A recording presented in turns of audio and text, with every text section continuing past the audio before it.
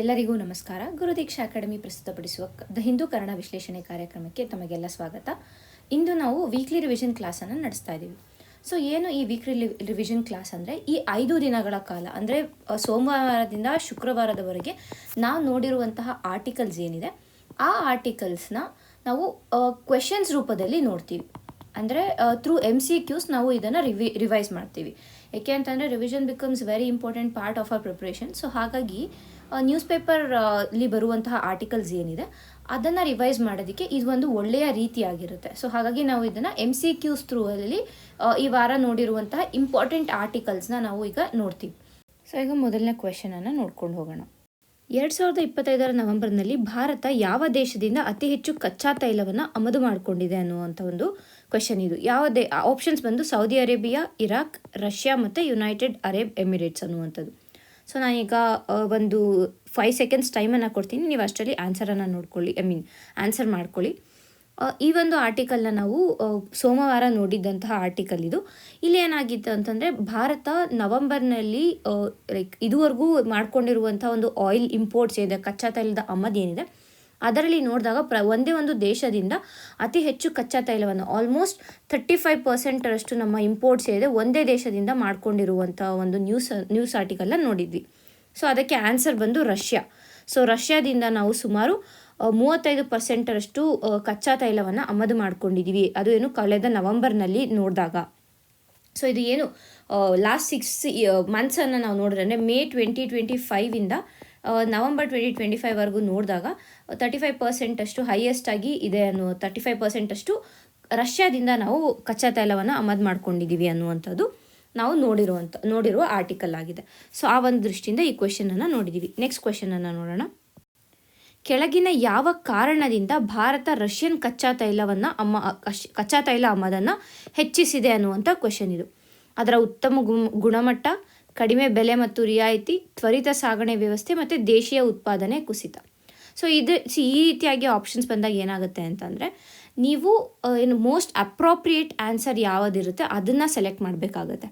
And ನಾವು ಈ ಆರ್ಟಿಕಲ್ನ revise ಮಾಡೋವಾಗ ಆರ್ಟಿಕಲ್ ಬಗ್ಗೆ ತಿಳ್ಕೊಳ್ಳೋವಾಗ ಅಲ್ಲಿ ನಾವು ನೋಡಿದ್ವಿ ಯಾಕೆ ಭಾರತ ರಷ್ಯಾದಿಂದ ಕಚ್ಚಾ ತೈಲವನ್ನು ಹೆಚ್ಚಿನ ಒಂದು ಪ್ರಮಾಣದಲ್ಲಿ ಆಮದು ಮಾಡ್ಕೋತಾ ಇದೆ ಅನ್ನೋ ಒಂದು ವಿಷಯವನ್ನು ನಾವು ನೋಡಿದ್ವಿ. ಯಾಕೆ ಅಂದರೆ, ರಷ್ಯಾ ಡಿಸ್ಕೌಂಟೆಡ್ ಪ್ರೈಸಲ್ಲಿ ಈ ಒಂದು ಏನು ಕಚ್ಚಾ ತೈಲ ಇದೆ ಇದನ್ನು ರಫ್ತು ಮಾಡ್ತಾ ಇದೆ. ಸೊ ಹಾಗಾಗಿ ಆ ಒಂದು ಕಡಿಮೆ ಬೆಲೆ ಸಿಗುತ್ತೆ ಅನ್ನುವಂಥ ಒಂದು ದೃಷ್ಟಿಯಿಂದ ಭಾರತ ರಷ್ಯಾದಿಂದ ಹೆಚ್ಚಿನ ಪ್ರಮಾಣದಲ್ಲಿ ಕಚ್ಚಾ ತೈಲದ ಆಮದನ್ನು ಮಾಡ್ಕೋತಾ ಇದೆ ಅನ್ನೋದು ನಾವು ಅರ್ಥ ಮಾಡ್ಕೋಬೇಕು. ಆ್ಯಂಡ್ ಇದಕ್ಕೆ ರಿಲೇಟ್ ಆಗಿರುವಂಥ ಒಂದು ಆರ್ಟಿಕಲ್ನ ನಾವು ನಿನ್ನೆ ಕೂಡ ನೋಡಿದ್ವಿ. ಅಂದರೆ ಏನು USA 500% ಟ್ಯಾರಿಫನ್ನು ಹಾಕ್ತಾ ಇದೆ. ಅಂದರೆ ರಷ್ಯಾದಿಂದ ಯಾರು ಆಯಿಲ್ ಇಂಪೋರ್ಟ್ಸನ್ನು ಮಾಡ್ಕೋತಾರೆ, ಇಲ್ಲ ಯುರೇನಿಯಮ್ ಇಂಪೋರ್ಟ್ಸನ್ನು ಮಾಡ್ಕೋತಾರೆ ಅಂಥ ಒಂದು ದೇಶಗಳ ಮೇಲೆ 500% ನಾವು ಟ್ಯಾರಿಫನ್ನು ಹಾಕ್ತೀವಿ ಅನ್ನುವಂಥ ಒಂದು ಬಿಲ್ಲನ್ನು USA ಕ್ಲಿಯರ್ ಮಾಡಿದ್ದಾರೆ. USA ಅಡ್ಮಿನಿಸ್ಟ್ರೇಷನ್ ಕ್ಲಿಯರ್ ಮಾಡಿರುವಂಥ ಕಾರಣ ನ್ಯೂಸಲ್ಲಿ ಇದು ಕೂಡ ಇತ್ತು. ಸೊ ಆ ಒಂದು ದೃಷ್ಟಿಯಿಂದ ನಮಗೆ ಈ ಆರ್ಟಿಕಲ್ ತುಂಬಾ ಇಂಪಾರ್ಟೆಂಟ್ ಆಗುತ್ತೆ. ಒಂದು ಸತಿ ನೀವು ಅದನ್ನ ರಿವೈಸ್ ಮಾಡ್ಕೊಳ್ಳಿ. ನೆಕ್ಸ್ಟ್ ಕ್ವೆಶನನ್ನು ನೋಡೋಣ.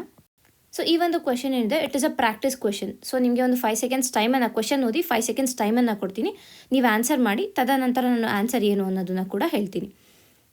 ಕೆಳಗಿನವುಗಳಲ್ಲಿ ಯಾವುದು ತೈಲ ಆಮದು ಹೆಚ್ಚಳದ ನೇರ ಪರಿಣಾಮವಾಗಿರುತ್ತದೆ? ಅಂದರೆ ನಾವು ಏನು ಈ ಕಚ್ಚಾ ತೈಲವನ್ನು ಆಮದು ಮಾಡ್ಕೋತಾ ಇದ್ದೀವಿ, ಅಂದರೆ ಏನು ಆಯಿಲ್ ಇಂಪೋರ್ಟ್ಸ್ ಮಾಡ್ಕೋತಾ ಇದ್ದೀವಿ, ಈ ಆಯಿಲ್ ಇಂಪೋರ್ಟ್ಸ್ ಹೆಚ್ಚಾಗ್ತಾ ಇದ್ದಂಗೆ ಇನ್ಕ್ರೀಸ್ ಆಗಿರುವಂಥ ಕಾರಣ ಯಾವ ಒಂದು ಪರಿಣಾಮವನ್ನು ನಾವು ಎದುರಿಸಬೇಕಾಗುತ್ತೆ ಭಾರತ ಅನ್ನೋದನ್ನು ನೋಡಬೇಕು. ಅಂದರೆ ಇಲ್ಲಿ ಆನ್ಸರ್ ಏನು ಅನ್ನೋದು, ಚಾಲ್ತಿ ಖಾತೆ ಕೊರತೆ ಮೇಲೆ ಪರಿಣಾಮ. ಚಾಲ್ತಿ ಖಾತೆ ಕೊರತೆ ಅಂದರೆ ನಮ್ಮ ಕರೆಂಟ್ ಅಕೌಂಟ್ ಡೆಫಿಸಿಟ್ ಮೇಲೆ ಇಲ್ಲಿ ಪರಿಣಾಮ ಬೀಳುತ್ತೆ ಅನ್ನೋದು.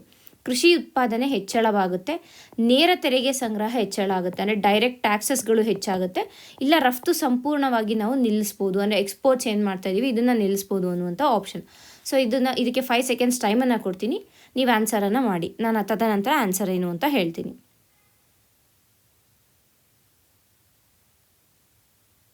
ಇದಕ್ಕೆ ಆನ್ಸರ್ ಬಂದು ಚಾಲ್ತಿ ಖಾತೆ ಕೊರತೆ ಮೇಲೆ ಪರಿಣಾಮ. ನಮ್ಮ ಒಂದು ಕರೆಂಟ್ ಅಕೌಂಟ್ ಡೆಫಿಸಿಟ್ ಏನಿದೆ ಇದರ ಮೇಲೆ ಪರಿಣಾಮವನ್ನು ಇದು ಬೀರುತ್ತೆ ಅನ್ನೋದನ್ನು ನಾವು ಅರ್ಥ ಮಾಡ್ಕೋಬೇಕಾಗುತ್ತೆ. ಇದು ಹೇಗೆ ಎಲ್ಲ ಅನ್ನೋದು ನಾವು ಒಂದು ಆರ್ಟಿಕಲಲ್ಲಿ ಡಿಸ್ಕಸ್ ಮಾಡಿದ್ದೀವಿ. So if you want just go there and revise it once. ಈಗ ಮುಂದಿನ ಒಂದು ಆರ್ಟಿಕಲ್ನ ನೋಡೋಣ. Olive ridley turtles are mainly known for which unique nesting behaviour? Olive ridley ಆಮೆಗಳು ಮುಖ್ಯವಾಗಿ ಯಾವ ಒಂದು ವಿಶಿಷ್ಟ ಗೂಡು ನಿರ್ಮಾಣ ವರ್ತನೆಗಾಗಿ ಪ್ರಸಿದ್ಧವಾಗಿವೆ? ಒಂಟಿಗೂಡು, ಮರಗಳ ಮೇಲೆ ಗೂಡು ಮಾಡೋದು, ಸಮೂಹ ಗೂಡು ಅಥವಾ ಅರಿಬಾಡ, ನದಿ ತೀರದಲ್ಲಿ ಗೂಡು ಮಾಡುವಂಥದ್ದು. ಸೊ ಇಲ್ಲಿ ಈ ಒಂದು ಕ್ವೆಶನನ್ನು ನೋಡಿದಾಗ ನೀವು ಆಬ್ವಿಯಸ್ ಆಗಿ ಇದನ್ನ ಡೈರೆಕ್ಟಾಗಿ ತೆಗೆದುಬಿಡ್ಬೋದು, ಆಮೆಗಳು ಮರದ ಮೇಲೆ ಇರೋದಿಲ್ಲ, ಕರೆಕ್ಟಾ? ಮತ್ತೊಂದು ಏನು ಅಂದರೆ ಆಮೆಗಳು ಅಂತ ಬಂದಾಗ ಎಸ್ಪೆಷಲಿ ಆಲಿವ್ ರಿಡ್ಲಿ ಟರ್ಟಲ್ಸ್ ಏನಿದೆ ಇದು ಬಹುಕಾಲದಿಂದ ನ್ಯೂಸಲ್ಲಿ ಇರುವಂಥ ಒಂದು ಟಾಪಿಕ್ ಆಗಿದೆ. ಆ್ಯಂಡ್ ಇದು ಯಾವುದೋ ಒಂದು ಎಕ್ಸಾಮ್ ಪಾಯಿಂಟ್ ಆಫ್ ವ್ಯೂ ಅಲ್ಲಿ ನೋಡಿದಾಗ ಈ ಒಂದು ಟಾಪಿಕ್ ಆಲಿವ್ ರಿಡ್ಲಿ ಟರ್ಟಲ್ಸ್ ಏನಿದೆ ಬಹಳನೇ ಮುಖ್ಯ ಆಗುತ್ತೆ.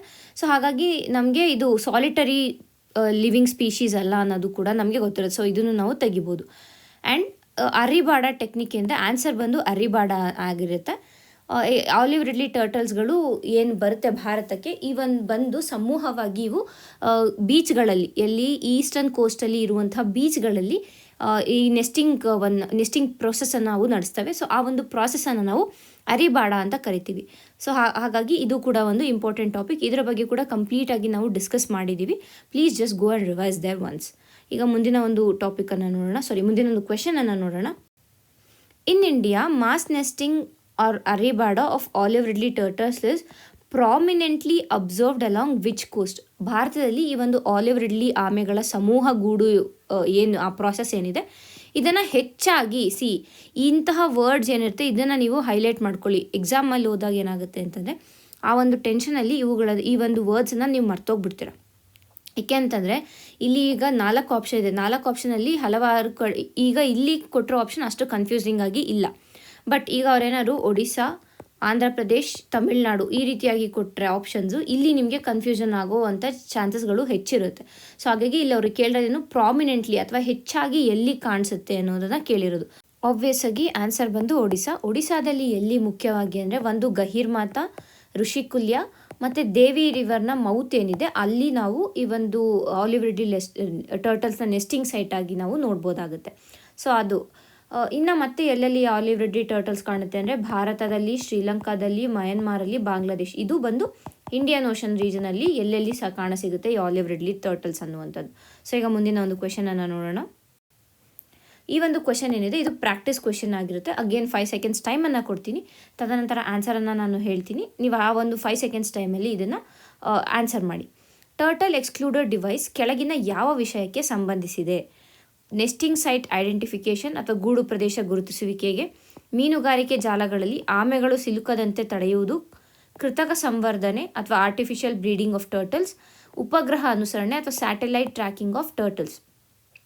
ಸೊ ಈಗ 5 ಸೆಕೆಂಡ್ಸ್ ಟೈಮನ್ನು ಕೊಡ್ತೀನಿ. ಆನ್ಸರ್ ಬಂದು preventing turtles from getting trapped in fishing nets ಅಥವಾ ಮೀನುಗಾರಿಕೆ ಜಾಲಗಳಲ್ಲಿ ಆಮೆಗಳು ಸಿಲುಕದಂತೆ ತಡೆಯೋದಕ್ಕೆ ಈ ಒಂದು ಡಿವೈಸ್, ಟರ್ಟಲ್ ಎಕ್ಸ್ಕ್ಲೂಡೆಡ್ ಡಿವೈಸ್ ಅನ್ನುವಂಥ ಒಂದು ಡಿವೈಸನ್ನು ಬಳಸಲಾಗ್ತಾ ಇದೆ ಅನ್ನೋದು ಅರ್ಥ ಮಾಡ್ಕೋಬೇಕು. ಸೊ ಇದರ ಕುರಿತಾಗಿ ಕೂಡ ನಾವು ಆರ್ಟಿಕಲ್ನಲ್ಲಿ ಡಿಸ್ಕಸ್ ಮಾಡಿದ್ದೀವಿ. ಸೊ ಪ್ಲೀಸ್ ಹೋಗಿ ಒಂದ್ಸತಿ ರಿವೈಸ್ ಮಾಡಿ. ಈಗ ನೆಕ್ಸ್ಟ್ ನೆಕ್ಸ್ಟ್ ಕ್ವೆಶನನ್ನು ನೋಡೋಣ. ದ ಶಿಪ್ ಸಮುದ್ರ Pratap has been primarily design for which purpose? ಸಮುದ್ರ ಪ್ರತಾಪ್ ಹಡಗು ಮುಖ್ಯವಾಗಿ ಯಾವ ಉದ್ದೇಶಕ್ಕಾಗಿ ವಿನ್ಯಾಸಗೊಳಿಸಲಾಗಿದೆ? ಕ್ಷಿಪಣಿ ಪರೀಕ್ಷೆ, ಸಾಗರ ಸಂಶೋಧನೆ, ಸಮುದ್ರ ಮಾಲಿನ್ಯ ನಿಯಂತ್ರಣ ಮತ್ತು ಪ್ರತಿಕ್ರಿಯೆ, ಸರಕು ಸಾಗಣೆ. ಸೊ ಇದಕ್ಕೆ ಆನ್ಸರ್ ಇದು ತುಂಬಾ ಇಂಪಾರ್ಟೆಂಟ್ ಟಾಪಿಕ್ ಆಗಿತ್ತು. ಆ್ಯಂಡ್ ಇದನ್ನು ಕಂಪ್ಲೀಟಾಗಿ ಇನ್ ಡೀಟೇಲ್ ಆಗಿ ನಾವು ಡಿಸ್ಕಸ್ ಕೂಡ ಮಾಡಿದ್ದೀವಿ ಒಂದು ವಿಡಿಯೋದಲ್ಲಿ. ಆನ್ಸರ್ ಬಂದು ಪೊಲ್ಯೂಷನ್ ಕಂಟ್ರೋಲ್ ಮತ್ತು ರೆಸ್ಪಾನ್ಸ್ಗಾಗಿ ಈ ಒಂದು ಸಮುದ್ರ ಪ್ರತಾಪ್ ವೆಸಲನ್ನು ಇಂಡಿಯನ್ ಕೋಸ್ಟ್ ಗಾರ್ಡ್ಗೆ ನೀಡಲಾಗಿತ್ತು. ಇದು ನಾನು ಹೇಳಿದೆ, ಅದು ಇಂಡಿಯನ್ ನೇವಿಗೆ ನೀಡಿರುವಂತಹ ಒಂದು ವೆಸಲ್ ಅಲ್ಲ, ಬದಲಿಗೆ ಇಂಡಿಯನ್ ಕೋಸ್ಟ್ ಗಾರ್ಡ್ಗೆ ನೀಡಿರುವಂತಹ ವೆಸಲ್ ಅಂತ ಕೂಡ ನಾನು ಹೇಳಿದ್ದೆ. ಸೊ ಒಂದ್ಸತಿ ಹೋಗಿ ಇದನ್ನ ರಿವೈಸ್ ಮಾಡ್ಕೊಳ್ಳಿ. ಬಿಕಾಸ್ ಯೂಶುವಲ್ ಆಗಿ ನಾವು ನೋಡಿದಾಗ ಈ ರೀತಿಯಾದ ಕ್ವೆಶನ್ಸನ್ನು ಎಕ್ಸ್ಪೆಕ್ಟ್ ಮಾಡ್ಬೋದಾಗುತ್ತೆ ಪ್ರಿಲಿಮ್ಸಲ್ಲಿ. ಏಕೆಂದರೆ ಯಾವಾಗಲೂ ಡಿಫೆನ್ಸ್ ಏನಿರುತ್ತೆ, ಡಿಫೆನ್ಸ್ ಸೆಕ್ಟರ್ ಇರ್ಬೋದು, ಇಲ್ಲಾಂತಂದರೆ ಎನ್ವಿರಾನ್ಮೆಂಟ್ ಸೆಕ್ಟರಲ್ಲಿ ಏನೇ ಒಂದು ಹೊಸದಾದ ಬೆಳವಣಿಗೆಗಳಾದರೆ ಅದನ್ನು ಕ್ವೆಶನ್ ರೂಪದಲ್ಲಿ ಕೇಳುವ ಒಂದು ಏನಂತೀವಿ ಪ್ರಾಕ್ಟೀಸನ್ನು ಈ ಎಕ್ಸಾಮ್ಸಲ್ಲಿ ನಾವು ನೋಡ್ಬೋದಾಗುತ್ತೆ, ಕಾಂಪಿಟೇಟಿವ್ ಎಕ್ಸಾಮ್ಸ್ನ ನೋಡಿದಾಗ. ಸೊ ಆ ಒಂದು ದೃಷ್ಟಿಯಿಂದ ಈ ಆರ್ಟಿಕಲ್ ಈ ಒಂದು ಕ್ವೆಶನ್ ಇಂಪಾರ್ಟೆಂಟ್ ಆಗುತ್ತೆ. ಮುಂದಿನ ಒಂದು ಕ್ವೆಶನನ್ನು ನೋಡೋಣ. Samudra Pratap belongs to which organisation? So ಈಗಾಗಲೇ ನಾನು ಆನ್ಸರ್ ಹೇಳಿಬಿಟ್ಟಿದ್ದೀನಿ. ಇದಕ್ಕೆ ಇಂಡಿಯನ್ ಕೋಸ್ಟ್ ಗಾರ್ಡ್ಗೆ ಈ ಒಂದು ಹಡಗು ಸೇರಿದೆ ಅನ್ನೋದನ್ನು ನಾವು ಅರ್ಥ ಮಾಡ್ಕೋಬೇಕು. ಸೊ ಈಗ ಈ ಒಂದು ಆನ್ಸರ್ ಗೊತ್ತಾಗಿರೋ ಕಾರಣ ಮುಂದಿನ ಒಂದು ಕ್ವೆಶನ್ಗೆ ಹೋಗೋಣ. ಇದು ಒಂದು ಪ್ರಾಕ್ಟೀಸ್ ಕ್ವೆಶನ್ ಆಗಿರುತ್ತೆ ಅಗೇನ್. ಸೊ 5 ಸೆಕೆಂಡ್ಸ್ ಟೈಮನ್ನು ಕೊಡ್ತೀನಿ. ಕ್ವೆಶನ್ ಓದಿ 5 ಸೆಕೆಂಡ್ಸ್ ಟೈಮನ್ನು ಕೊಡ್ತೀನಿ, ಆನ್ಸರ್ ಮಾಡಿ, ತದನಂತರ ನಾನು ಆನ್ಸರನ್ನು ಹೇಳ್ತೀನಿ. ಸಮುದ್ರ ಪ್ರತಾಪ್ ಯಾವ ಸಾಗರ ವಲಯದಲ್ಲಿ ಪರಿಣಾಮಕಾರಿಯಾಗಿ ಕಾರ್ಯನಿರ್ವಹಿಸಬಹುದು? ಸಮುದ್ರ ಪ್ರತಾಪ್ ಹಡಗು ಏನಿದೆ ಎಲ್ಲಿ ಇದು ಎಫೆಕ್ಟಿವ್ ಆಗಿ, ಯಾವ ಒಂದು ಮೆರಿಟೈಮ್ ಝೋನಲ್ಲಿ ಇದು ಎಫೆಕ್ಟಿವ್ ಆಗಿ ಕಾರ್ಯನಿರ್ವಹಿಸಬಹುದು ಅನ್ನುವಂಥ ಕ್ವೆಶನ್ ಇಲ್ಲಿ ಕೇಳಿರೋದು. ಆಪ್ಷನ್ಸ್ ಬಂದು only territorial waters, high seas only, inland waters only, ಅಥವಾ exclusive economic zone and beyond. So ಈಗ 5 ಸೆಕೆಂಡ್ಸ್ ಟೈಮನ್ನು ಕೊಡ್ತೀನಿ. ಆನ್ಸರ್ ಬಂದು ಎಕ್ಸ್ಕ್ಲೂಸಿವ್ ಎಕನಾಮಿಕ್ ಝೋನ್ ಮತ್ತು ಅದಕ್ಕಿಂತಲೂ ಮುಂದೆ ಇರುವಂತಹ ಝೋನಲ್ಲಿ ಈ ಒಂದು ಸಮುದ್ರ ಪ್ರತಾಪ್ ಹಡಗು ಎಫೆಕ್ಟಿವ್ ಆಗಿ ಆಪರೇಟ್ ಮಾಡ್ಬೋದು ಅನ್ನೋದ್ರ ಕುರಿತಾಗಿ ನಾವು ಡಿಸ್ಕಸ್ ಮಾಡಿದ್ವಿ. ಸೊ ಆ ಒಂದು ದೃಷ್ಟಿಯಿಂದ ಈ ಒಂದು ಕ್ವೆಶನನ್ನು ಕೂಡ ನಾವು ನೋಡಿದ್ದೀವಿ. ಈಗ ಮುಂದಿನ ಒಂದು ಕ್ವೆಶನನ್ನು ನೋಡೋಣ. UAPA ಕಾಯ್ದೆಯ ಮುಖ್ಯ ಉದ್ದೇಶ ಯಾವುದು? ಸೊ ಈ UAPA ಕಾಯ್ದೆ ಏನಿದೆ ಇದು ನ್ಯೂಸಲ್ಲಿತ್ತು. ಯಾಕೆ ಅಂತಂದರೆ 2020 ಆಗಿದ್ದಂತಹ ಡೆಲ್ಲಿಯಲ್ಲಿ ರಯಟ್ಸ್ ಏನಾಗಿತ್ತು, ಆ ಒಂದು ರಯಟ್ಸಲ್ಲಿ ಅರೆಸ್ಟ್ ಮಾಡಿದ್ದಂಥವರಲ್ಲಿ ಕೆಲವರಿಗೆ ಬೇಲನ್ನು ನೀಡಿದ್ದಾರೆ ಮತ್ತು ಕೆಲವರಿಗೆ ಬೇಲನ್ನು ನೀಡಿಲ್ಲ. ಸೊ ಆ ಒಂದು ವಿಷಯದ ಕುರಿತಾಗಿ ಈ UAPA ಕಾಯ್ದೆ ಏನಿತ್ತು ನ್ಯೂಸಲ್ಲಿತ್ತು. ಸೊ ಅದರ ಬಗ್ಗೆ ನಾವು ಕಂಪ್ಲೀಟಾಗಿ ಡಿಸ್ಕಸ್ ಮಾಡಿದ್ದೀವಿ ವಿಡಿಯೋದಲ್ಲಿ. ದಯವಿಟ್ಟು ಹೋಗಿ ಅಲ್ಲಿ ಒಂದ್ಸತಿ ರಿವೈಸ್ ಮಾಡಿ. ಮತ್ತು ಇಲ್ಲಿ ನಾವು ಯಾವ ರೀತಿಯಾಗಿ ಕ್ವೆಶನ್ಸ್ ಬರ್ಬೋದು ಅನ್ನೋದನ್ನು ನೋಡ್ತೀವಿ. ಸೊ ಮೊದಲಿಗೆ ಈ UAPA ಕಾಯ್ದೆ ಏನಿದೆ ಇದು ಇದರ ಉದ್ದೇಶ ಏನು, ಮುಖ್ಯ ಉದ್ದೇಶ ಏನು ಅಂತ ಕೇಳ್ತಾ ಇದ್ದು. ಒಂದು, ಆರ್ಥಿಕ ಅಪರಾಧಗಳನ್ನು ತಡೆಗಟ್ಟುವುದು, ಭ್ರಷ್ಟಾಚಾರವನ್ನು ತಡೆಯೋದು, ರಾಷ್ಟ್ರದ ಭದ್ರತೆಗೆ ವಿರುದ್ಧವಾದ ಚಟುವಟಿಕೆಗಳನ್ನು ತಡೆಯುವುದು, ತದನಂತರ ಮಾನವ ಹಕ್ಕುಗಳ ರಕ್ಷಣೆ. ಸೊ ಇಲ್ಲಿ UAPA ಏನಿದೆ ಇದು ಅನ್ಲಾಫುಲ್ ಆ್ಯಕ್ಟಿವಿಟೀಸ್ ಪ್ರಿವೆನ್ಷನ್ ಆ್ಯಕ್ಟ್ ಅನ್ನುವಂಥದ್ದು ಈ ಒಂದು ಫುಲ್ ಫಾರ್ಮ್ ಆಗಿದೆ. UAPA ಫುಲ್ ಫಾರ್ಮ್ ಆಗಿರುತ್ತೆ. ಸೊ ಆಬ್ವಿಯಸ್ ಆಗಿ ಇದು ಆನ್ಸರ್ ಬಂದು ರಾಷ್ಟ್ರದ ಭದ್ರತೆಗೆ ವಿರುದ್ಧವಾದ ಚಟುವಟಿಕೆಗಳನ್ನು ತಡೆಯುವುದು. ಅಂದರೆ ಏನು ಈ ಆ್ಯಂಟಿ ಟೆರರಿಸಮ್ ಇರ್ಬೋದು, ಅನ್ಲಾಫುಲ್ ಆ್ಯಕ್ಟಿವಿಟೀಸ್ ಏನಿರ್ತವೆ, ಟೆರರಿಸಮ್ ಇರ್ಬೋದು, ಇಲ್ಲ ಅಂತಂದರೆ ಬೇರೆ ಯಾವುದೇ ಒಂದು ರೀತಿಯಾದ ಒಂದು ಆ್ಯಕ್ಟಿವಿಟೀಸ್, ಅಂದರೆ ದೇಶದ ಒಂದು ಸೆಕ್ಯೂರಿಟಿಗೆ ಇಶ್ಯೂ ಆಗುತ್ತೆ ಅಂತಂದರೆ ಅಂಥ ಒಂದು ಆ್ಯಕ್ಟಿವಿಟೀಸ್ನ ತಡೆಯೋದೇ ಈ ಒಂದು UAPA ಕಾಯ್ದೆಯ ಮುಖ್ಯ ಉದ್ದೇಶ ಆಗಿರುತ್ತೆ. ಸೊ ಆ ಒಂದು ದೃಷ್ಟಿಯಿಂದ ಇದು ಇಂಪಾರ್ಟೆಂಟ್ ಆಯಿತು. ನೆಕ್ಸ್ಟ್ ಒಂದು ಕ್ವೆಶನನ್ನು ನೋಡೋಣ. UAPAಯ ಸೆಕ್ಷನ್ 43D(5) ಮುಖ್ಯವಾಗಿ ಯಾವ ವಿಷಯಕ್ಕೆ ಸಂಬಂಧಿಸಿದೆ? ಒಂದು, ಬಂಧನ ಪ್ರಕ್ರಿಯೆ, ಜಾಮೀನು ನೀಡುವ ಷರತ್ತುಗಳು, ವಿಚಾರಣಾ ಅವಧಿ ಮತ್ತು ಶಿಕ್ಷೆಯ ಅವಧಿ. ನೀವು ಈ ರೀತಿಯಾದ ಕ್ವೆಶನ್ಸನ್ನು ಎಕ್ಸ್ಪೆಕ್ಟ್ ಮಾಡ್ಬೋದು. ಇಲ್ಲಿ ನಾನು ಒನ್ ವರ್ಡ್ ಕ್ವೆಶನ್ಸ್ ಥರ ಹಾಕ್ಕೊಂಡಿದ್ದೀನಿ, but it can be also a statement based. ಅಂದರೆ ಈಗ ಡೈರೆಕ್ಟಾಗಿ UAPA ಸೆಕ್ಷನ್ 43D(5) ಮುಖ್ಯವಾಗಿ ವಿಚಾರಣಾ ಅವಧಿಯ ಕುರಿತಾಗಿ ಮಾತನಾಡುತ್ತದೆ ಅಂತ ಡೈರೆಕ್ಟಾಗಿ ಸೆಂಟೆನ್ಸ್ ಬೇಸಿಸ್ ಮೇಲೂ ಕೂಡ ಇದನ್ನು ಕೇಳ್ಬೋದಾಗುತ್ತೆ. ಸೊ ನೀವು ಅದಕ್ಕೂ ರೆಡಿ ಇರಬೇಕು. ಆ್ಯಂಡ್ ಈ ಒಂದು ಸೆಕ್ಷನ್ 43D(5) ಏನಿದೆ ಇದ್ರ ಬಗ್ಗೆ ಕೂಡ ನಾವು ವಿಡಿಯೋದಲ್ಲಿ ಡಿಸ್ಕಸ್ ಮಾಡಿದ್ದೀವಿ. ಆನ್ಸರ್ ಬಂದು ಜಾಮೀನು ನೀಡುವ ಷರತ್ತುಗಳ ಬಗ್ಗೆ ಇದು ಮಾತಾಡುತ್ತೆ. ಅಂದರೆ ಬೇಲ್ ಪ್ರಾವಿಷನ್ಸ್, ಅಂದರೆ ಯಾವ ಒಂದು ಯಾರಿಗೆ ಬೇಲನ್ನು ಕೊಡಬೇಕು, ಯಾರಿಗೆ ಬೇಲನ್ನು ಕೊಡಬಾರ್ದು ಅನ್ನುವಂಥ ಒಂದು ಕಂಡೀಷನ್ಸ್ಗಳಿಂದ ವಿತ್ ರೆಸ್ಪೆಕ್ಟ್ ಟು ಬೇಲ್. ಅಂದರೆ ಯಾವಾಗ UAPA ಒಂದು ಅಡಿಯಲ್ಲಿ ಯಾರನ್ನಾದರೂ ಅರೆಸ್ಟ್ ಮಾಡಿದರೆ ಅವರಿಗೆ ಯಾವ ಒಂದು ಕಂಡೀಷನ್ಸಲ್ಲಿ ಬೇಲನ್ನು ಕೊಡಬೇಕು ಅನ್ನುವಂಥರ ಕುರಿತಾಗಿ ಈ ಸೆಕ್ಷನ್ 43D(5) ಮಾತಾಡುತ್ತೆ. ಸೊ ಇದು ಈ ಒಂದು ಕ್ವೆಶನ್ನಲ್ಲಿ ನಾವು ತಿಳ್ಕೊತಾ ಇರೋದು. ಮುಂದಿನ ಒಂದು ಕ್ವೆಶನನ್ನು ನೋಡೋಣ. ಇದು ಪ್ರಾಕ್ಟೀಸ್ ಕ್ವೆಶನ್ ಆಗಿರುತ್ತೆ ಅಗೇನ್. ಸೊ ಕ್ವೆಶನನ್ನು ಓದ್ತೀನಿ, 5 ಸೆಕೆಂಡ್ ಟೈಮನ್ನು ಕೊಡ್ತೀನಿ, ಆನ್ಸರ್ ಮಾಡಿ ನೀವು. ಸೆಕ್ಷನ್ 43D(5) ಪ್ರಕಾರ ಯಾವ ಸಂದರ್ಭದಲ್ಲಿ ಆರೋಪಿಗೆ ಜಾಮೀನು ನಿರಾಕರಿಸಬಹುದು? ಇದರ ಪ್ರಕಾರ ಯಾವಾಗ ಜಾಮೀನನ್ನು ನಿರಾಕರಿಸ್ಬೋದು ಅನ್ನುವಂಥದ್ದು. ಒಂದು, ಸಾಕ್ಷ್ಯ ಇಲ್ಲದಿದ್ದರೂ, ಪ್ರಾಥಮಿಕವಾಗಿ ಆರೋಪಗಳು ಸತ್ಯವೆಂದು ಕಂಡುಬಂದರೆ, ಆರೋಪಿಯ ಒಪ್ಪಿಗೆ ಇದ್ದರೆ, ಆರೋಪಿಯು ಸರ್ಕಾರಿ ನೌಕರನಾಗಿದ್ದರೆ. ಸೊ ಈಗ 5 ಸೆಕೆಂಡ್ಸ್ ಟೈಮನ್ನು ಕೊಡ್ತೀನಿ, ನೀವು ಆನ್ಸರ್ ಮಾಡಿ.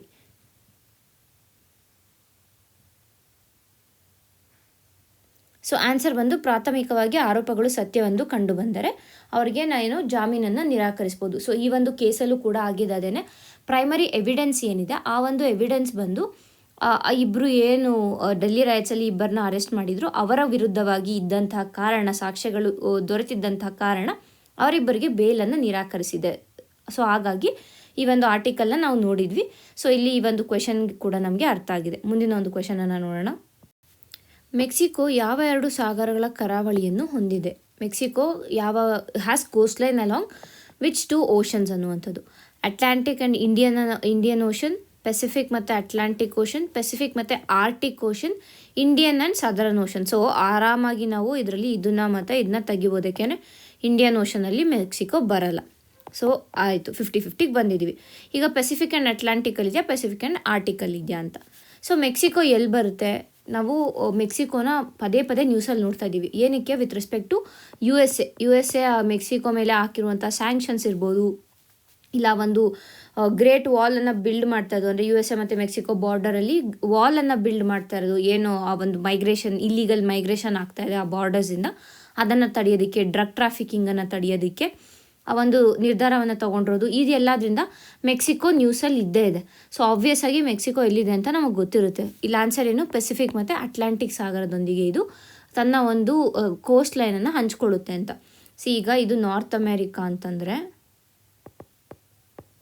ಇಲ್ಲಿ ಸೊ ಈ ಪಾರ್ಟು ಮೆಕ್ಸಿಕೋ ಬರುತ್ತೆ. So this will be Pacific ocean, ಇದು ಬಂದು ಅಟ್ಲಾಂಟಿಕ್ ಓಷನ್. ಸೊ ಇಲ್ಲಿ ಇದು ಮೇಲೆ ಕೆನಡಾ, ಇಲ್ಲಿ USA ಇದೆ, ಇಲ್ಲಿ ಮೆಕ್ಸಿಕೋ, ಇನ್ನು ಕೆಳಗಡೆ ಹೋದರೆ ಇಲ್ಲೆಲ್ಲ ಸೆಂಟ್ರಲ್ ಅಮೇರಿಕನ್ ನೇಷನ್ಸ್ ಇರುತ್ತೆ. ಸೊ ಆ ಒಂದು ದೃಷ್ಟಿಯಿಂದ ಈ ಆರ್ಟಿಕಲ್ನ ಈ ಒಂದು ಕ್ವೆಶನನ್ನು ನೋಡಿದ್ವಿ. ಯಾಕೆ ಈ ಕ್ವೆಶನ್ ನ್ಯೂಸಲ್ಲಿ ಇತ್ತು ಅಂತಂದರೆ USA ಈಗ ಏನು ವೆನೆಜುವೆಲನ್ ಪ್ರೆಸಿಡೆಂಟನ್ನು ಅರೆಸ್ಟ್ ಮಾಡಿದ್ದಾರೆ, ಮಡುರೋ ಅವ್ರನ್ನ ಅರೆಸ್ಟ್ ಮಾಡಿದೆ. ಸೊ ಅದಾದಮೇಲೆ ಕ್ಯೂಬಾ, ಮೆಕ್ಸಿಕೋ ಮತ್ತು ಕೊಲಂಬಿಯಾ ಇವುಗಳ ಮೇಲೂ ಕೂಡ ತನ್ನ ಒಂದು ಏನಂತೀವಿ ಸಾರ್ವಭೌಮತ್ವವನ್ನು ಅಥವಾ ಒಂದು ಡಾಮಿನೆನ್ಸನ್ನು ಹೇರೋದಕ್ಕೆ ಮುಂದಾಗಿದೆ. ಸೊ ಆ ಒಂದು ನ್ಯೂಸನ್ನು ನಾವು ನೋಡಿದ್ವಿ. ಯಾವ ಒಂದು ಕಾರಣಕ್ಕೆ ಇವುಗಳ ಮೇಲೆ, ಈ ಒಂದು ದೇಶಗಳ ಮೇಲೆ USA ತನ್ನ ಒಂದು ಇಂಟ್ರೆಸ್ಟನ್ನು, ಆಸಕ್ತಿಯನ್ನು ತೋರಿಸಿದೆ ಅನ್ನೋದನ್ನು ನಾವು ನೋಡಿದ್ವಿ. ಇಷ್ಟೇ ಅಲ್ಲದೆ ಗ್ರೀನ್ಲ್ಯಾಂಡ್ ಮೇಲೂ ಕೂಡ USA ತನ್ನ ಒಂದು ಆಸಕ್ತಿಯನ್ನು ತೋರಿದೆ. ಅದು ಕೂಡ ಯಾಕೆ ಅನ್ನೋದನ್ನು ನಾವು ಡಿಸ್ಕಸ್ ಮಾಡಿದ್ವಿ. ಸೊ ಆ ಒಂದು ನಿಟ್ಟಿನಲ್ಲಿ ನೋಡಿದಾಗ ಎಸ್ಪೆಷಲಿ ಯಾವುದೇ ಒಂದು ಪ್ಲೇಸ್ ನ್ಯೂಸಲ್ಲಿದೆ ಅಂತಂದರೆ ಒಂದು ಆ ಪ್ಲೇಸ್ ಯಾಕೆ ನ್ಯೂಸಲ್ಲಿದೆ, ವೈ ಇನ್ ನ್ಯೂಸ್ ಅನ್ನೋದು ಒಂದು ಇಂಪಾರ್ಟೆಂಟ್ ಆಗುತ್ತೆ. ಎರಡನೇದಾಗಿ ಏನು ಅಂತಂದರೆ ಅದರ with respect to geography point of view ನಮಗೆ ಇಂಪಾರ್ಟೆಂಟ್ ಆಗುತ್ತೆ.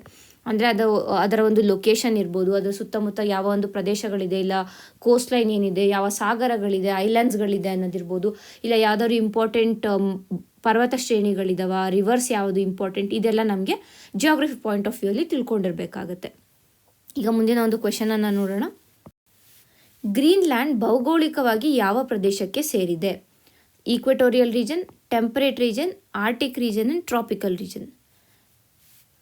ಸೊ ಆನ್ಸರ್ ಬಂದು ಈಕ್ವೆಟೋರಿಯಲ್ 100% ಅಲ್ಲ, ಏಕೆಂದರೆ ಇದು ಈಕ್ವೇಟರ್ ಹತ್ರ ಎಲ್ಲೂ ಬರೋದೇ ಇಲ್ಲ. ಬಟ್ ಇನ್ನು ಎಲ್ಲಿದೆ ಉಷ್ಣವಲಯ ಟ್ರಾಪಿಕಲ್ ರೀಜನಲ್ಲೂ ಇಲ್ಲ, ಯಾಕೆಂದರೆ ಗ್ರೀನ್ಲ್ಯಾಂಡಲ್ಲಿ ರೀಸೆಂಟಾಗಿ ಅಲ್ಲಿ ನಾವು ಏನಿತ್ತು ಒಂದು ಐಸ್ ಶೆಲ್ಫ್ ಏನಿದೆ ಅದು ಬ್ರೇಕ್ ಆಯಿತು ಗ್ರೀನ್ಲ್ಯಾಂಡ್ ಹತ್ರ ಅಂತ ನಾವು ನ್ಯೂಸಲ್ಲಿ ಓದಿದ್ವಿ. ಸೊ ಆಬ್ವಿಯಸ್ ಆಗಿ ಟ್ರಾಪಿಕಲ್ ರೀಜನಲ್ಲಿ ಇರೋದಕ್ಕೆ ಚಾನ್ಸ್ ಇಲ್ಲ. ಐಸ್ ಶೆಲ್ಫ್ ಬ್ರೇಕ್ ಆಗಿದೆ, ಐಸ್ ಎಲ್ಲಿದೆ ಅಂತಂದರೆ ಆಬ್ವಿಯಸ್ ಆಗಿ ಅದು ಆರ್ಟಿಕ್ ಪ್ರದೇಶ ಆಗಿರುತ್ತೆ. ಆ್ಯಂಡ್ ಆಲ್ಸೋ ಆರ್ಟಿಕ್ ಕೌನ್ಸಿಲ್ ಏನಿದೆ, ಆರ್ಟಿಕ್ ಕೌನ್ಸಿಲ್ ನ್ಯೂಸಲ್ಲಿದೆ.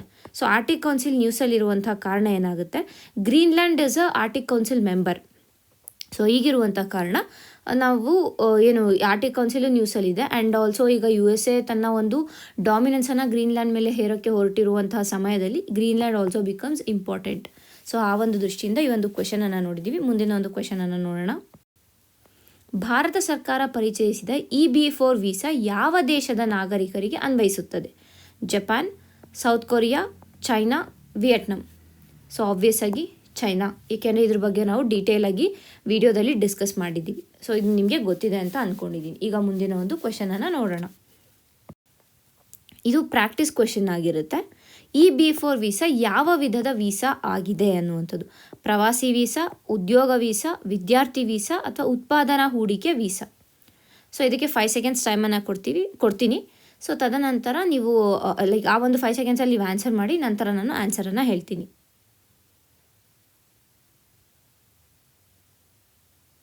ಆನ್ಸರ್ ಬಂದು ಉತ್ಪಾದನಾ ಹೂಡಿಕೆ ವ್ಯಾಪಾರ ವೀಸಾ ಆಗಿರುತ್ತೆ. ಅಂದರೆ ಪ್ರೊಡಕ್ಷನ್ ಇನ್ವೆಸ್ಟ್ಮೆಂಟ್ ಬಿಸ್ನೆಸ್ ವೀಸಾ ಆಗಿ EB-4 ವೀಸಾನ ಭಾರತ ಇಂಟ್ರೊಡ್ಯೂಸ್ ಮಾಡಿದೆ. ಯಾರಿಗೆ ಕೊಡುತ್ತೆ ಈ ಒಂದು ವೀಸಾನ ಅಂತಂದರೆ, ಯಾರು ಈ ಒಂದು ಪ್ರೊಡಕ್ಷನ್ ಅಥವಾ ಮ್ಯಾನುಫ್ಯಾಕ್ಚರಿಂಗ್ ಸೆಕ್ಟರಲ್ಲಿ ವರ್ಕ್ ಮಾಡ್ತಾ ಇರ್ತಾರೆ ಅಂಥವರಿಗೆ ಈ ಒಂದು ವೀಸಾವನ್ನು ಕೊಡುತ್ತೆ. ಆ್ಯಂಡ್ ಈ ವೀಸಾದ ವ್ಯಾಲಿಡಿಟಿ ಬಂದು 6 ತಿಂಗಳು ಮಾತ್ರನೇ ಅವರು ಈ ವೀಸಾನ ಬಳಸಿ ಭಾರತದಲ್ಲಿ ಇರ್ಬೋದಾಗುತ್ತೆ ಒಂದು. ನಂತರ ಎಂಟೈರ್ ಈ ವೀಸಾ ಪ್ರಾಸೆಸ್ ಏನಿದೆ ವಿತಿನ್ 30 to 45 ಡೇಸ್ ಈ ವೀಸಾ ಅದು ಪ್ರಾಸೆಸ್ ಮುಗಿಯುತ್ತೆ. ಆ್ಯಂಡ್ ಎಂಟೈರ್ ಈ ಪ್ರಾಸೆಸ್ ಏನಿದೆ ಆನ್ಲೈನಲ್ಲಿ ಅವರು ಮಾಡ್ಬೋದಾಗುತ್ತೆ. ಸೊ ಇದೆಲ್ಲ ಮುಖ್ಯವಾದ ಒಂದು ಫೀಚರ್ಸ್ಗಳಾಗಿದೆ ಈ EB-4 ವೀಸಾದು. ದಯವಿಟ್ಟು ಒಂದು ಸತಿ ಇದರ ಒಂದು ಮುಖ್ಯವಾದ ಪ್ರಾವಿಷನ್ಸನ್ನು ರಿವೈಸ್ ಮಾಡ್ಕೊಳ್ಳಿ. ಈಗ ಮುಂದಿನ ಒಂದು ಕ್ವೆಶನನ್ನು ನೋಡೋಣ. ಭೂ ಸುರಕ್ಷಾ ಯೋಜನೆಯಡಿ ಯಾವ ದಾಖಲೆಗಳನ್ನು ಡಿಜಿಟಲೀಕರಣಿಸಲಾಗುತ್ತಿದೆ? ಭೂ ಸುರಕ್ಷಾ ಪ್ರಾಜೆಕ್ಟ್ ಅಡಿಯಲ್ಲಿ which project records are being digitised? ಕೇವಲ ನಗರ ಭೂ ದಾಖಲೆಗಳು, ಎಲ್ಲ ತಾಲೂಕುಗಳ ಮೂಲ ಭೂ ದಾಖಲೆಗಳು, ಕೇವಲ ಗ್ರಾಮೀಣ ಭೂ ದಾಖಲೆಗಳು, ನ್ಯಾಯಾಲಯದ ದಾಖಲೆಗಳು. ಸೊ ಇದರಲ್ಲಿ ನಮಗೆ ಆಬ್ವಿಯಸ್ ಆಗಿ ಗೊತ್ತಿದೆ ಆನ್ಸರ್ ಇದಂತೂ ಅಲ್ಲ, ಕರೆಕ್ಟಾ? ಸೊ ಇಲ್ಲಿ ಆನ್ಸರ್ ಏನಾಗಿರುತ್ತೆ, ನಾವು ಇದನ್ನು ಭೂ ಸುರಕ್ಷಾ ಪ್ರಾಜೆಕ್ಟ್ ಡೀಟೇಲ್ ಆಗಿ ನೋಡಿದ್ವಿ. ಇದು ಎಲ್ಲ ತಾಲೂಕುಗಳ ಮೂಲ ಭೂ ದಾಖಲೆಗಳಿದೆ, ಅಂದರೆ ಒರಿಜಿನಲ್ ಲ್ಯಾಂಡ್ ರೆಕಾರ್ಡ್ಸ್ಗಳು ಏನಿದೆ ಒಂದು ತಾಲೂಕಲ್ಲಿ ಅವುಗಳನ್ನು ಇದು ಏನದು ಡಿಜಿಟಲೀಕರಣ ಮಾಡ್ತಾ ಇರುವಂಥದ್ದು. ಯಾಕೆ ಅಂದರೆ ಏನು ಅದರಿಂದ ಫ್ರಾಡ್ಗಳಾಗ್ತಾಯಿದೆ, ಆ ಫ್ರಾಡ್ಗಳನ್ನು ತಡೆಯುವಂಥ ಒಂದು ಉದ್ದೇಶದಿಂದ, ಕರಪ್ಷನನ್ನು ತಡೆಯುವಂಥ ಒಂದು ಉದ್ದೇಶದಿಂದ ಈ ಒಂದು ಇನಿಷಿಯೇಟಿವನ್ನು ಲಾಂಚ್ ಮಾಡಿರುವಂಥದ್ದು. ಸೊ ಇದರ ಕುರಿತಾಗಿ ಕೂಡ ನಾವು ಕಂಪ್ಲೀಟ್ ಇನ್ಫಾರ್ಮೇಷನನ್ನು ನೋಡಿದ್ದೀವಿ. ಒಂದು ಸತಿ ರಿವೈಸ್ ಮಾಡಿ, ಯಾಕೆಂದರೆ ಈ ರೀತಿಯಾದ ಕ್ವೆಶನ್ಸ್ಗಳು ನಾವು ಸ್ಟೇಟ್ PSCಲಿ, KPSCಲಿ ಇರ್ಬೋದು, KPSC ಯಾವುದೇ ಒಂದು ಎಕ್ಸಾಮ್ಸ್ ನಡೆಸಿದ್ರು ಅಲ್ಲಿ ಇರ್ಬೋದು, ಇಲ್ಲ KE ನಡೆಸುವಂಥ ಒಂದು ಎಕ್ಸಾಮ್ಸಲ್ಲಿ ಕರೆಂಟ್ ಅಫೇರ್ಸ್ ಬೇಸ್ಡ್ ಕ್ವೆಶನ್ಸಲ್ಲಿ ಈ ಭೂ ಸುರಕ್ಷಾ ಪ್ರಾಜೆಕ್ಟ್ ಬಗ್ಗೆ ಕ್ವೆಶನ್ಸನ್ನು ಎಕ್ಸ್ಪೆಕ್ಟ್ ಮಾಡ್ಬೋದಾಗುತ್ತೆ. ಸೊ ಆ ಒಂದು ದೃಷ್ಟಿಯಿಂದ ಈ ಒಂದು ಕ್ವೆಶನನ್ನು ನಾವು ನೋಡಿದ್ವಿ. ಮುಂದಿನ ಒಂದು ಕ್ವೆಶನನ್ನು ನೋಡೋಣ. KE Pangnir ಯಾವ ರಾಜ್ಯದಲ್ಲಿ ಸ್ಥಿತವಾಗಿದೆ? ಅಸ್ಸಾಂ, ನಾಗಾಲ್ಯಾಂಡ್, ಅರುಣಾಚಲ್ ಪ್ರದೇಶ್ ಮತ್ತು ಮಿಜೋರಾಂ. ಸೊ ಇದು ಆಬ್ವಿಯಸ್ ಆಗಿ ನಮ್ಗೆ ಆನ್ಸರ್ ಗೊತ್ತು, ಅರುಣಾಚಲ್ ಪ್ರದೇಶ್. ಯಾಕೆಂದರೆ ಇದ್ರ ಬಗ್ಗೆ ನಾವು ಕಂಪ್ಲೀಟ್ ಫುಲ್ ಡೀಟೇಲ್ ಆಗಿ ನಾವು ಈ ಒಂದು ಆರ್ಟಿಕಲ್ ಬಗ್ಗೆ ನೋಡಿದ್ವಿ. ಏನು ಅಂತಂದರೆ ಈ KE Pangnir ಏನಿದೆ ಇದನ್ನು ಬಯೋ ಹ್ಯಾಪಿ ಡಿಸ್ಟ್ರಿಕ್ಟ್ ಆಗಿ ಕನ್ವರ್ಟ್ ಮಾಡಬೇಕು ಅಂತ ಮುಂದಾಗಿರುವಂಥದ್ದು. ಸೊ ಯಾರ ಒಂದು ಇನಿಷಿಯೇಟಿವ್ ಆಗಿದೆ ಇದು ಅಂದರೆ MS ಸ್ವಾಮಿನಾಥನ್ ರಿಸರ್ಚ್ ಫೌಂಡೇಶನ್ ಏನಿದೆ, ಆ ಒಂದು ರಿಸರ್ಚ್ ಫೌಂಡೇಶನ್ನ ಇನಿಷಿಯೇಟಿವ್ ಆಗಿದೆ. ಬಟ್ ಇಂಪ್ಲಿಮೆಂಟ್ ಮಾಡ್ತಾ ಇರೋದು ಈ KE Pangnirನ ಡಿಸ್ಟ್ರಿಕ್ಟ್ ಅಡ್ಮಿನಿಸ್ಟ್ರೇಷನ್ ಇದೆ, ಜಿಲ್ಲಾಡಳಿತ ಏನಿದೆ, KE Pangnirನ ಜಿಲ್ಲಾಡಳಿತ ಈ ಒಂದು ಇನಿಷಿಯೇಟಿವನ್ನು ಇಂಪ್ಲಿಮೆಂಟ್ ಮಾಡ್ತಾ ಇರುವಂಥದ್ದು. ಇಷ್ಟು ಬೇಸಿಕ್ಸ್ ನಮಗೆ ಗೊತ್ತಿರೋದು. ನಂತರ ಏನು ನಾವು ಇನ್ನೇನು ನೋಡಿದ್ವಿ ಅಂದರೆ ಬಯೋ ಹ್ಯಾಪಿ ಡಿಸ್ಟ್ರಿಕ್ಟ್ ಅಂದರೆ ಏನು ಅಂತ ನೋಡಿದ್ವಿ. ಆ ಬಯೋ ಹ್ಯಾಪಿನೆಸ್ ಅನ್ನುವಂಥ ಒಂದು ಕಾನ್ಸೆಪ್ಟ್ ಬಗ್ಗೆ ನೋಡಿದ್ವಿ. ಯಾಕೆ ಭಾರತಕ್ಕೆ ಅದು ಬೇಕು ಅನ್ನೋದ್ರ ಬಗ್ಗೆ ನಾವು ನೋಡಿದ್ವಿ. ಸೊ ಅದನ್ನೆಲ್ಲ ನೀವು ಹೋಗಿ ಒಂದ್ಸತಿ ವಿಡಿಯೋದಲ್ಲಿ ರಿವೈಸ್ ಮಾಡ್ಕೋಬೋದಾಗುತ್ತೆ. ಇಲ್ಲ ನಿಮ್ಗೆ ಹಾಗೆ ನೆನಪಿದ್ರೆ ಜಸ್ಟ್ ರೀಕಾಲ್ ಇಟ್ ಅಷ್ಟೇ.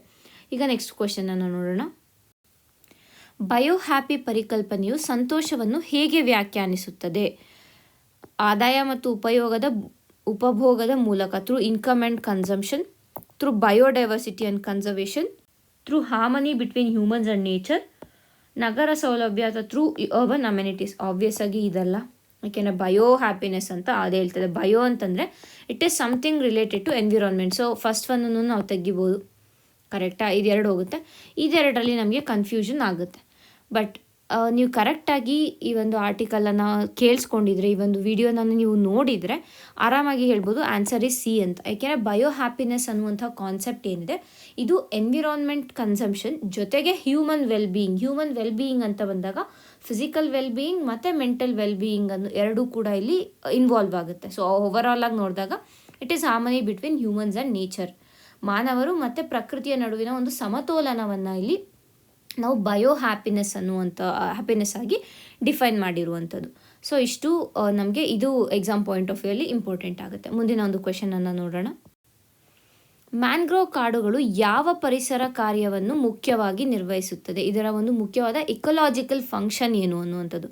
ಮಳೆಯ ಪ್ರಮಾಣ ಹೆಚ್ಚಿಸುವುದು, ಜೀವ ವೈವಿಧ್ಯ ಸಂರಕ್ಷಣೆ, ಕರಾವಳಿ ರಕ್ಷಣೆ ಮತ್ತು ಪರಿಸರ ಸಮತೋಲನ, ಗಣಿಗಾರಿಕಾ ಬೆಂಬಲ.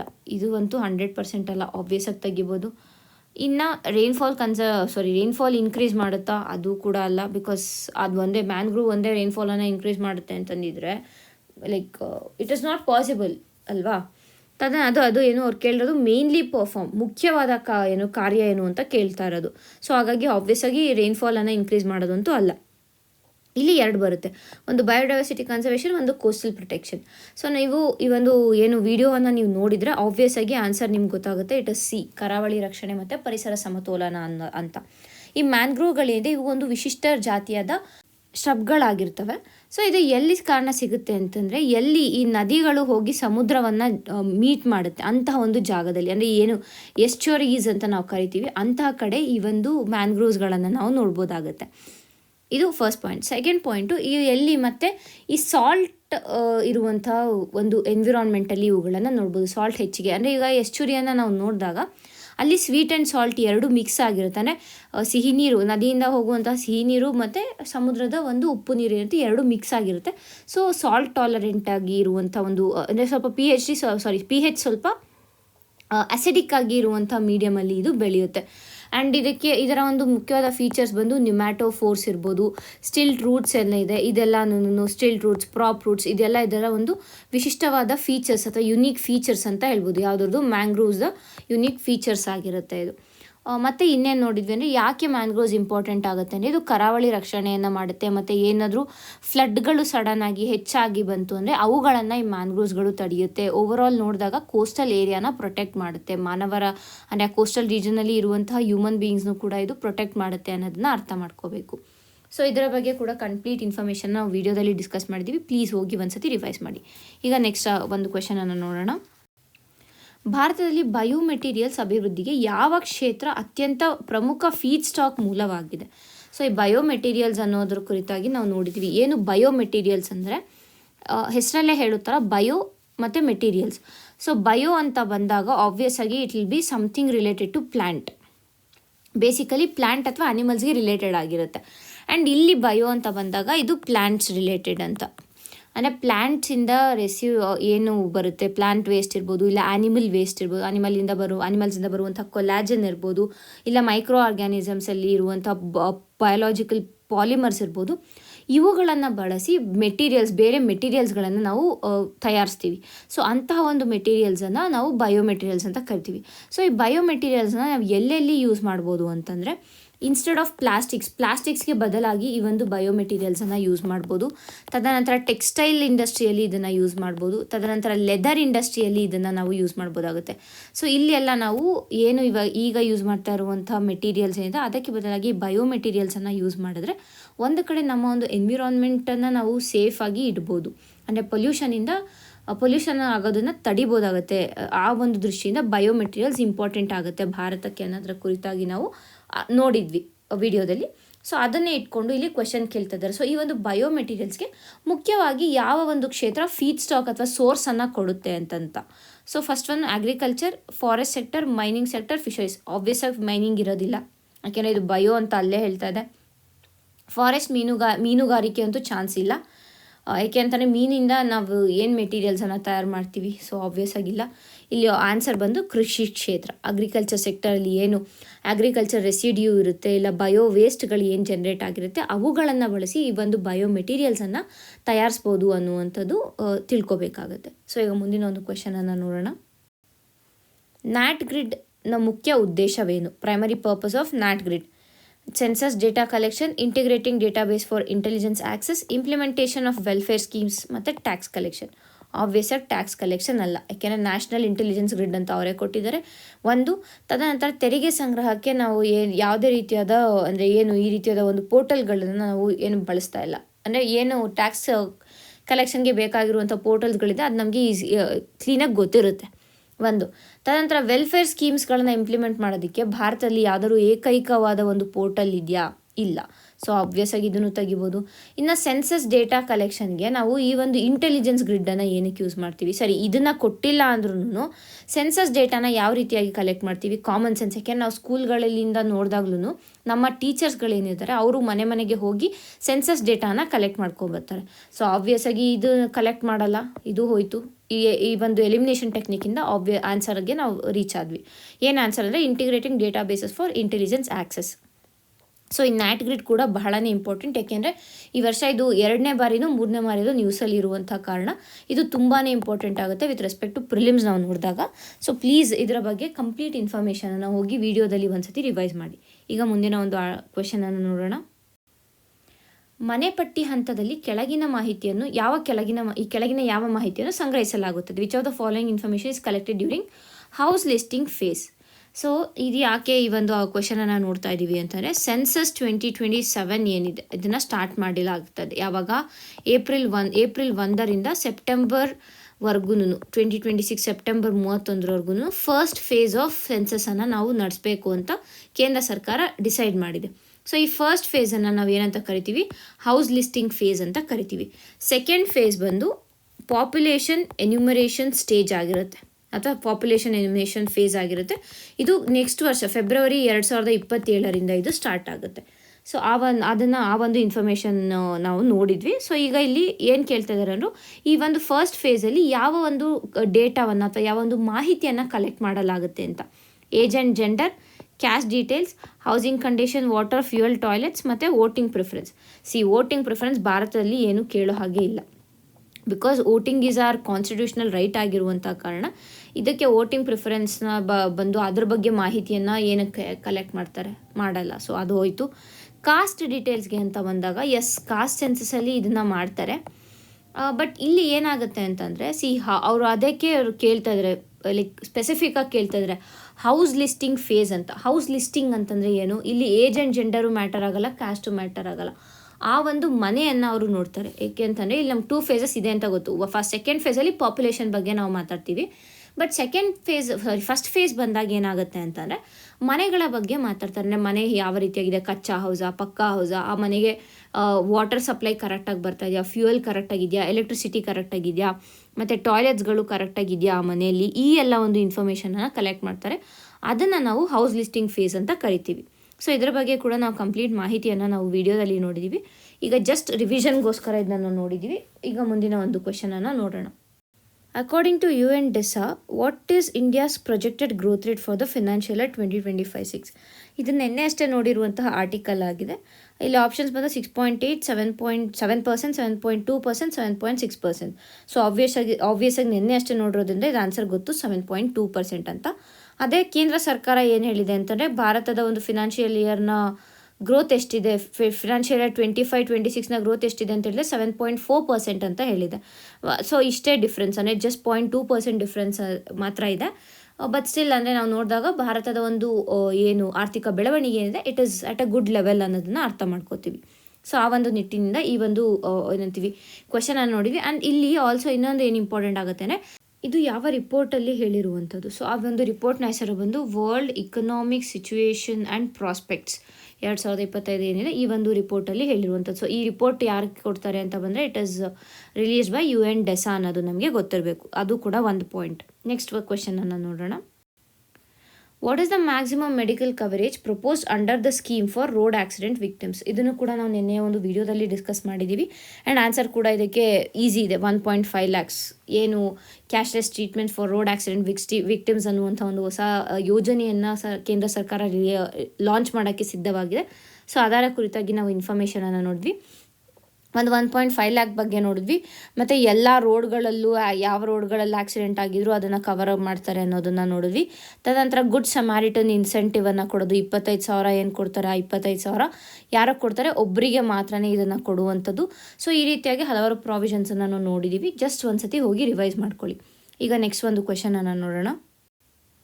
If a vehicle involved in an accident is not insured, who will ಬೇರ್ ದ ಮೆಡಿಕಲ್ ಎಕ್ಸ್ಪೆನ್ಸಸ್? ಸೊ ಇದೇ ಒಂದು ಸ್ಕೀಮ್ ಅಡಿಯಲ್ಲಿ ಈ ಒಂದಿದೆ. ಏನು ಅಂದರೆ ಇವಾಗ ಏನೋ ಒಂದು ಆಕ್ಸಿಡೆಂಟ್ ಆಗಿದೆ, ಆ ಆಕ್ಸಿಡೆಂಟ್ಗೆ ಯಾವುದೇ ರೀತಿಯ ಆಕ್ಸಿಡೆಂಟ್ ಆದ ವೆಹಿಕಲ್ಗೆ ಇನ್ಶೂರೆನ್ಸ್ ಇಲ್ಲ. ಸೊ ಆಗ ಆ ವ್ಯಕ್ತಿಗೆ ಈ ಒಂದು ಸ್ಕೀಮ್ ಅಡಿಯಲ್ಲಿ ಟ್ರೀಟ್ಮೆಂಟನ್ನು ಕೊಡೋದಿಲ್ವಾ ಅಂತಂದರೆ ಇಲ್ಲ, ಕೊಡ್ತಾರೆ. ಬಟ್ ಯಾರು ಅದಕ್ಕೆ ಹಣವನ್ನು ಪೇ ಮಾಡ್ತಾರೆ ಅಂತ ಇಲ್ಲಿ ಕ್ವೆಶನನ್ನು ಕೇಳ್ತಾರೆ. ಒಂದು ಪೀಡಿತನ ಕುಟುಂಬ, ಇಲ್ಲ ಇನ್ಶೂರೆನ್ಸ್ ಕಂಪನೀಸ್, ರಾಜ್ಯ ಸರ್ಕಾರ, ಅಥವಾ ರಸ್ತೆ ಸುರಕ್ಷತಾ ನಿಧಿಯ ಮೂಲಕ ಕೇಂದ್ರ ಸರ್ಕಾರ. ಸೊ ಈ 4 ಆಪ್ಷನನ್ನು ಕೊಟ್ಟಿದ್ದಾರೆ. ಯೂಶಲಾಗಿ ಏನಾಗುತ್ತೆ ಅಂತಂದರೆ ಈ ಒಂದು ಸ್ಕೀಮ್ ಅಡಿಯಲ್ಲಿ ಆಕ್ಸಿಡೆಂಟ್ ಆಗಿದೆ ಅಂತಂದರೆ ಆ ಒಂದು ವೆಹಿಕಲ್ ಅಥವಾ ಆ ಒಂದು ಗಾಡಿ ಏನಾದರೂ ಇನ್ಶೂರೆನ್ಸ್ ತಗೊಂಡಿದ್ರೆ ಅಲ್ಲಿ ಯಾವ ಇನ್ಶೂರೆನ್ಸ್ ಥರ್ಡ್ ಪಾರ್ಟಿ ಇನ್ಶೂರೆನ್ಸ್ ಏನಿರ್ತಾರೆ ಆ ಥರ್ಡ್ ಪಾರ್ಟಿ ಇನ್ಶೂರೆನ್ಸು ಹಣವನ್ನು ಪೇ ಮಾಡ್ತಾರೆ, ಆ 1.5 ಲಕ್ಷವನ್ನು. ಓಕೆನಾ?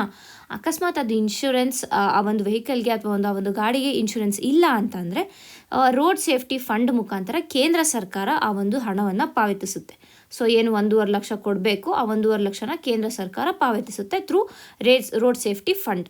ಸೊ ಇದು ಕೂಡ ನಮಗೆ important, like prelims point of view ನೋಡಿದಾಗ. ಮುಂದಿನ ಒಂದು ಕ್ವೆಶನನ್ನು ನೋಡೋಣ.